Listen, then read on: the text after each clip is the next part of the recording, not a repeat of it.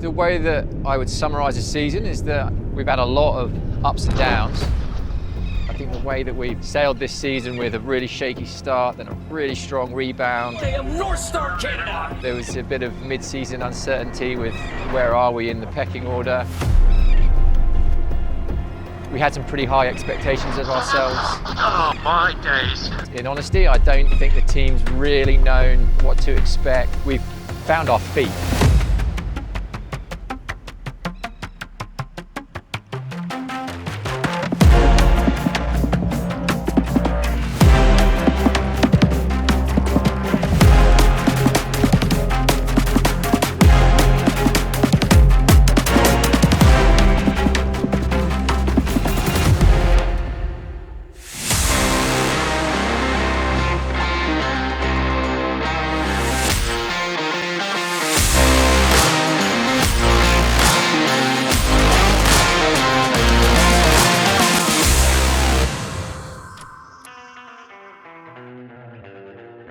It's a season of ups and downs.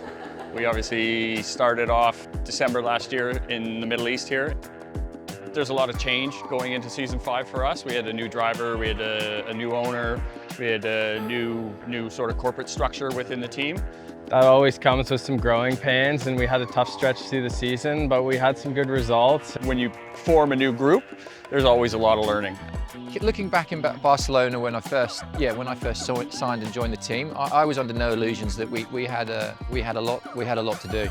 I mean, a lot of the core group remained the same, but when you have a new driver coming in, you've got brand new management. It's a big shake-up. The group ultimately has to reform and remold, and I really think that's the process that we've been going through this season.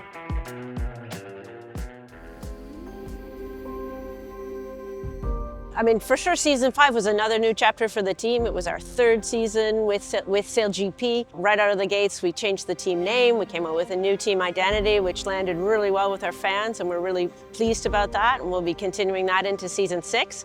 Weekend Foil became our official Race for the Future partner, despite having done lots of things with them in the previous 2 seasons, and actually win some money for them, prize money for them in the Impact League. We had 4 focus areas. We were at the top of the leaderboard coming into this final event and the final focus area. We did particularly well with climate action. That was our planting of the eelgrass in Nova Scotia and our NorthStar locker.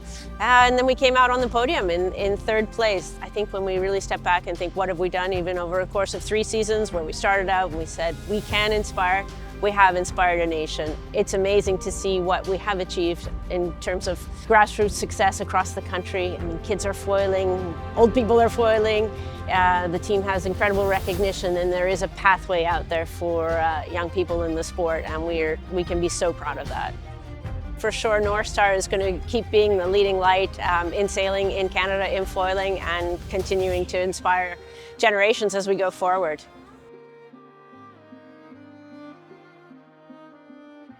It's amazing to think that our first event under new ownership was just over a year ago. We've come an awful long way in that time. We headed down to Oceania in New Zealand, sort of really looking to push the envelope and come together and take some of those learnings from Dubai, and obviously then I got interviewed in New Zealand. Good, Bill? No, he's not. Which didn't allow us to sail on the Sunday. But after that, we sort of came out guns a-blazing. And if you told me that within a couple of events we'd be on the podium, we'd take our first event win, then I would have bitten your arm off for that at the beginning of the season. Him, and just like that, the smallest of margins. Good enough. As they approach the line, it has been 727 days in the making. The Emirates winning moment goes the way of NorthStar Canada. NorthStar Canada, another good result for them. They're really the form team at the moment. Probably the expectation from those 3 results in a row got a little too high. I mean, there's a lot of good teams here. Everyone's good. Anyone can win a regatta. So when you string those together, it doesn't always mean you're dominant, you know? And when you get those high expectations flowing around the team, you'll be disappointed if you get 6th place, which is the middle of the pack. And then sort of started the summer swing, which was a bit of a slog. And I think we maybe got a few things wrong. We had a pretty tough run. But what that really did for us is it really showed us the things that we needed to work on. I think from that really good run that we had of that 2-1-2, we sort of maybe felt like we were a bit on top of the world, and we got brought down to earth back a little bit. And that's what we followed the rest of the season with a few of those results.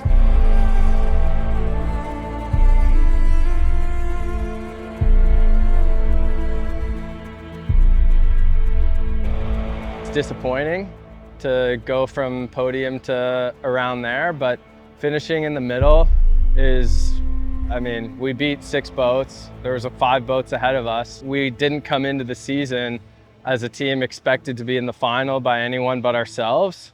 So there is some disappointment within our squad, but I mean, it's a work in progress. We're always focused on the process. I'm most proud of how the team has responded to the performance slump that we had during the sort of mid to latter part of the season. I mean, that's seriously challenging for any sporting team to go through, and we really struggled for a few races in terms of the results we were getting. You know, it's obvious that the fans were not happy with the performance of the team. It put our feet firmly back on the ground. We weren't a team that was expected to come out and win every regatta, even though it felt like that through a part of the season. Yeah, we were working on things and we knew we had some weaknesses, and we've been addressing those since, and I think we've made some big steps. Oh, what a start by NorthStar there. Absolutely nailed it through the middle of the line. What we've done, some sort of strategic changes in terms of the structure of the team have been implemented. Even Annie came up to me earlier and said she thought the team had its juju back, which I really take heart in. And I think, you know, we've said that this event in Abu Dhabi is a prelude to next year, and we're definitely seeing, you know, and experimenting with things that are going to serve us well throughout the next season. Hoping to finish off strong, take some of that learnings and put it into season 6.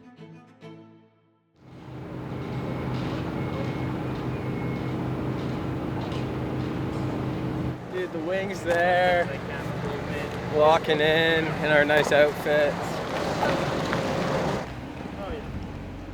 I think it's really important when you're traveling in a team of this size. You know, we've grown to around 25 people now across all aspects of the team, whether it's coaching, sailing, marketing, business development. We need to operate as a team. We win as a team, we lose as a team, and looking to grow as a group and to operate as a single unit.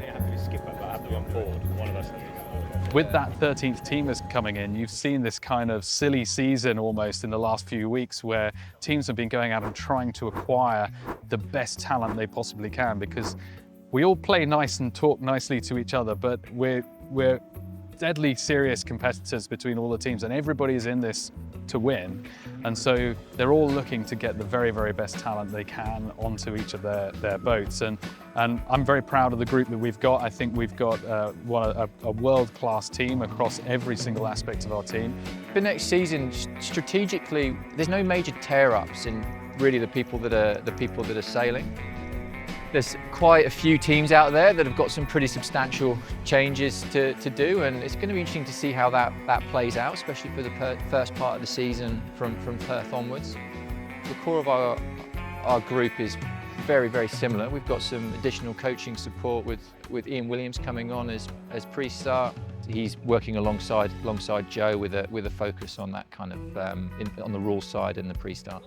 So make sure everyone's sending lights to Ian. We are going to be making a couple of changes next year. We're bringing in Alex Sinclair, who's been with the US team and the Italian team in previous seasons. He's going to be joining as our Race G1. We've also trying to build resilience as a team as well. And so we're bringing on a young sailor from Switzerland called Nicolas Rolas. He was with the Swiss team in season 4. He's also been with Alinghi as a pilot trimmer as well throughout the last America's Cup. So he's joining us as a reserve sailor. And then we're also looking to bring on the next generation as well. And the key thing for us is finding those next Canadian talents as well. And we've done our sort of Canada's Got Talent program over the last few months to identify a new female athlete to join the team. And we're really pleased that Ali is joining us this week, and she's going to be with us throughout the whole of the 2026 season. You've done loads. Yeah, Ali again's joined us this week. Great addition. Got history as an Olympic 49er FX sailor. So amazing dinghy sailor. She's going to be backing up Annie, the strategic role, last which I think it's an amazing opportunity for her and for us as a team. Yeah, I saw that NorthStar put out a call asking for an additional female sailor to join their team for season 6. Kind of a big talk in the Canadian sailing scene. So put my application forward and had some great conversations with the team and was lucky enough to be selected. So my background is in the Olympic sailing scene. I first sailed 470 actually, where I was a crew. And then in 2016, switched to the 49er FX, sailing with my partner Mariah. Went together to 2 Pan Am Games and the Tokyo 2020 Olympics as well. Raced against Georgia and Antonia, which was really great. I also then participated in the Women's America's Cup in the AC40s, which I think has helped a lot actually as I joined this team, just in terms of understanding the race software, boundary racing and how that works, as well as the communication piece. I think it will help. So I'm really lucky for that opportunity to help me kind of upskill quickly joining this team. My first thought of the team is they're just really a cohesive group, strong, tight-knit group of people. Everyone from the shore team to the coaching staff to the athletes, they know their roles, they know their responsibilities, and the team it seems really strong.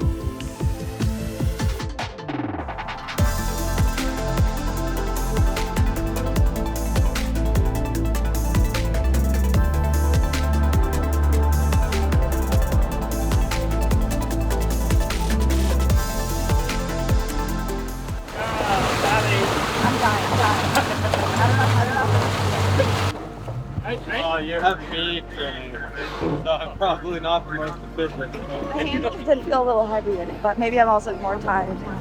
When I was up on the handles, my heart rate's up really high. You don't have the same sense and awareness of the race course. I survived. So I have mad respect for Annie, who's able to kind of do that role and also contribute to the strategy as well. Having more Canadian sailors that grew up sailing and were our homegrown talents, like Ali, is awesome to have on the team. She's just getting started, and it's a lot of learning. It's totally different than Olympic sailing, but she was a great teammate on the Olympic team when we went together in Tokyo, and she's been a great teammate so far here this weekend. And I think that's what's great about the F50s is it's obviously foiling, it's high tech, but there's still that physical component, which I think traditional sailors really love.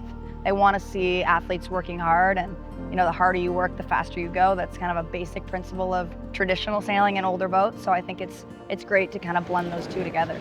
Pretty rare for us to get training time. We got 2 days training. It was very light. It seems it's a bit of a tale of Abu Dhabi. There's a lot to learn in those conditions, and one of the training days particularly was very good. We were able to cycle through some of our spare backup roles. It's one thing that we really do struggle to do given the limited training times. I mean, every position on the boat is so specialized and unique to the F50. So I've done other sailing, but doing something like trimming the wing is pretty unique. I mean, it is effectively a different type of mainsail, but it's pretty unique in SailGP.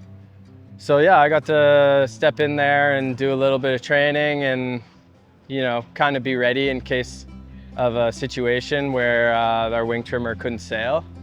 And it's good for the long term. I hope to be on this team for another decade, and positions will open up, and to know how to do some of the other positions would be very cool to be able to step in there. I'm also very happy in my position, so it's just about building skills and having people on the team that can be versatile and do a lot. It's great to get a couple days, and then obviously we rolled into the standard weekend format.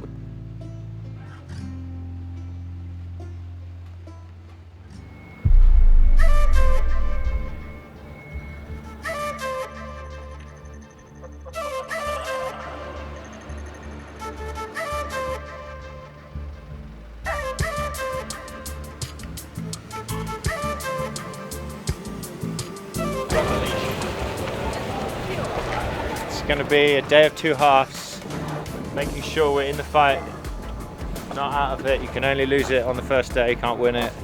What other cliches are there? We need to execute, sail the boat around the course as quickly as possible. What else? Get pucks deep, get pucks to the net. Score no own goals. Yeah. get 4 lines running, get the back check going. So it is all systems go for race number 1 here at the Mubadala Abu Dhabi Sail Grand Prix, the 2025 season grand final. Who's got their timing right as the line turns white? Oh, it's the slow stop. No foiling. Haven't seen a single boat pop up. A little bit of H1 sailing. So yeah, it's slow boat racing, but it's still intense. Still sailing. I will. Down. Okay, we're Oh, the Danish. I think that was just close enough there. As NorthStar Canada are going to split the course. Cruising through here. Nice race, guys. Nice, really nice good race. comeback. So far, it's been a pretty good race here, bud. Most Middle Eastern venues are going to be light airs. It is what it is.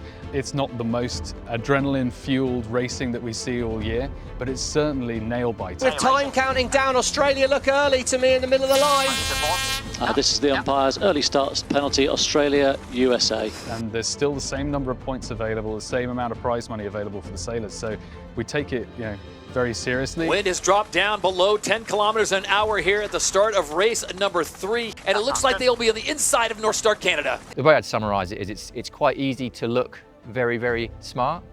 It's equally very easy to look pretty bang average or even dumb. And your Rolex sprint leader goes the way of NorthStar Canada. Giles Scott and crew in a nice position right now. The Canadians with a 2nd place and a 6th in the first 2 races. This is the umpire's penalty, Canada. A boundary penalty has got on our box. Boundary penalty? It must be a board penalty. No, it's not. It wasn't on the Danes. Craig, why have we got a penalty here? Our normal BMJ here, we're about to get rolled. Canada, you have a board cycling penalty. Right, let's just sail clean here. You just need to sail high. You still got How much to burn here, Joe? Give me feedback. quite a lot. I can't see where the line is at the moment. It's not coming down quickly. I mean, we're sailing at 80 true. How's it not coming down? Yeah, it's coming down. It's coming down, but I can't see how far. You need to keep sailing high. It's there. It's just in the Kiwi. Hey, it's gone. Yeah, penalty clear. Oh, that was ridiculous. There's a new board rule that they've brought in. It's 3 drops per minute, and they give the boat a bit of a boost if you're sailing really slow. And then we had a delayed penalty given to us that, well, yeah, it put us from 2nd to 12th, I think, and within about 30 seconds. Yeah, up there in terms of one of the more frustrating penalties I've ever received, for sure. Quite costly, but it's the nature of the racing we're dealing with.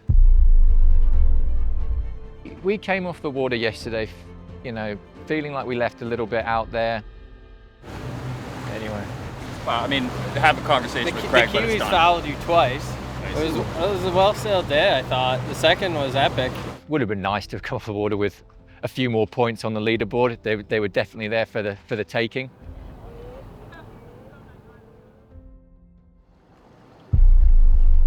Right now, stood here the morning before racing on Sunday. I think regardless of how we go today, we're headed in the right direction.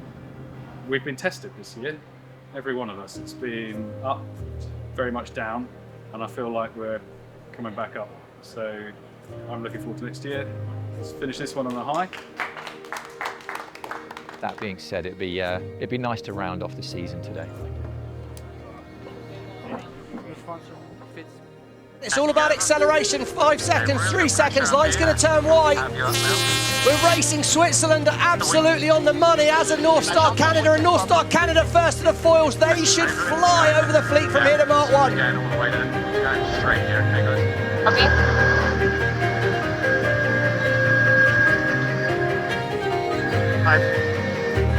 NorthStar Canada gets the whole shot. Coming. Angle. Get up and foiling is a big advantage, but that first manoeuvre, all important to lead the way back to gate 2. What do we think, gates here? Right rank? I think it's pretty even. You've got right gate bias, left gate's easy. Let's stay on the foil. Fleet's going to be coming back out. I think clearer areas left turn. I reckon.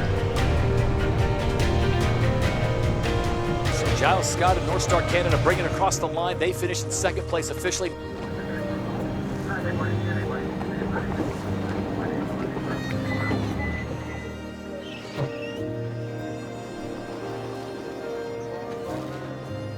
Well, yeah, first race, we obviously completely nailed the start, one of the best starts we've had all season, which was a big thing that we were working on before this event, but unfortunately missed out on the top 3. Having said that, 4th is our best result since America, so almost for 6 months. I think it's a really positive weekend for the team, and you know, some of the changes we've made, they're all developing for next season and moving forward for when we hit the ground running in Perth. What stood out to me is, so everybody kind of has their wheelhouse and everyone's learning from each other. I think there's a really strong team here, and I'm really excited for season 6.